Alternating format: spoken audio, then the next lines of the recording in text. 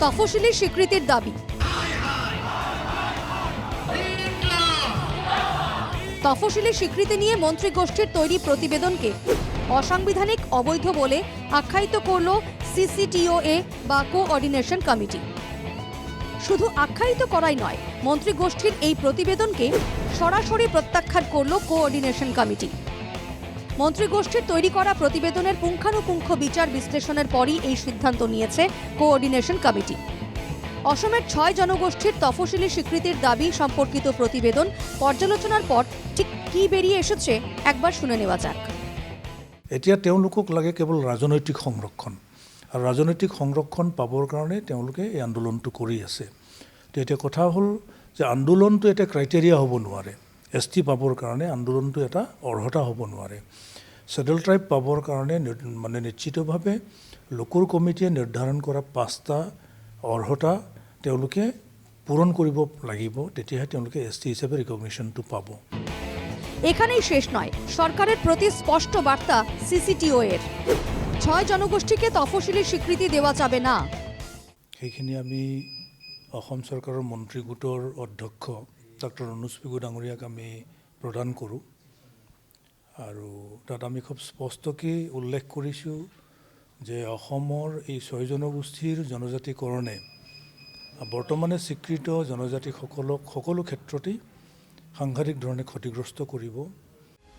সিসিটিওএ গঠন কৰি দিয়া কমিটিৰ অধ্যয়নত কি ওলাল?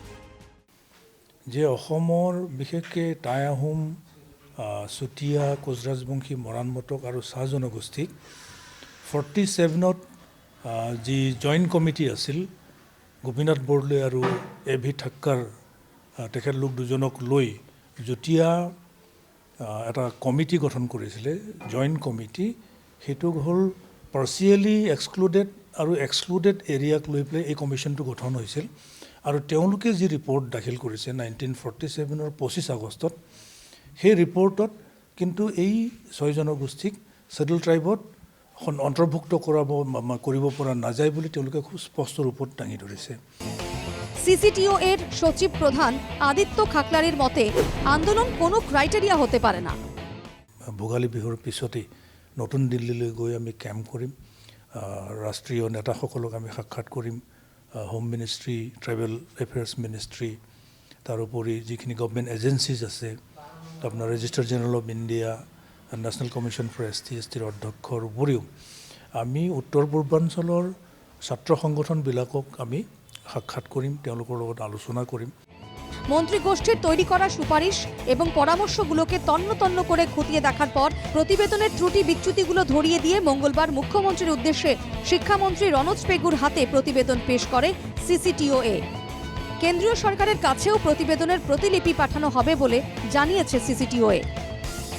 উল্লেখ্য, 6 জনগোষ্ঠীর তফসিলি স্বীকৃতির দাবি মন্ত্রিগোষ্ঠীর তৈরি করা প্রতিবেদন বিধানসভায় দাখিল করার পর এর বিরোধিতায় কোকরাঝাড়ে ব্যাপক প্রতিবাদে নেমেছিলেন বিভিন্ন জনগোষ্ঠীর ছাত্রছাত্রীরা। কোকরাঝাড়ের সেই ছাত্র আন্দোলনের পর কি বলেছিলেন মুখ্যমন্ত্রী? প্ৰতিবেদনখন নপঢ়াকৈ আন্দোলন হৈছিল, আৰু পঢ়িলে তাত কোনেও বেয়া পাবলগীয়া একো নাই। সকলোৰে কাৰণে আমি যাতে সকলো জাতি উপজাতি আগবাঢ়ি যাব পাৰে, তার কারণে আমি সুন্দর প্রতিবেদন এখন দিছো। এখানেই শেষ নয়, মন্ত্রিগোষ্ঠীর এই প্রতিবেদনকে বিরোধীরা নির্বাচনী ললিপপ বলার পর ঠিক কি বলেছিলেন মুখ্যমন্ত্রী? তেওঁলোকে সবকে ললিপপ বুলি কৈছিল। এই যেতিয়া 10,000 টকা এনাউন্স কৰিছিল তেতিয়াওতো তেওঁলোকে ললিপপ বুলিয়ে কৈছিল। তাহলে এবার কি বলবেন মুখ্যমন্ত্রী? কি হবে 6 জনগোষ্ঠীর তফসিলি স্বীকৃতির দাবি? মন্ত্রিগোষ্ঠীর দাখিল করা প্রতিবেদন সত্যিকার অর্থেই নির্বাচনী ললিপপ হয়ে থেকে যাবে না তো? কি হবে এর সমাধান? 6 জনগোষ্ঠী তফসিলির স্বীকৃতি আদৌ পাবে কিনা? কি বলবে এদের বিজেপি? লক্ষণীয় হবে সেটাও। Bureau report, NKTV Bangla.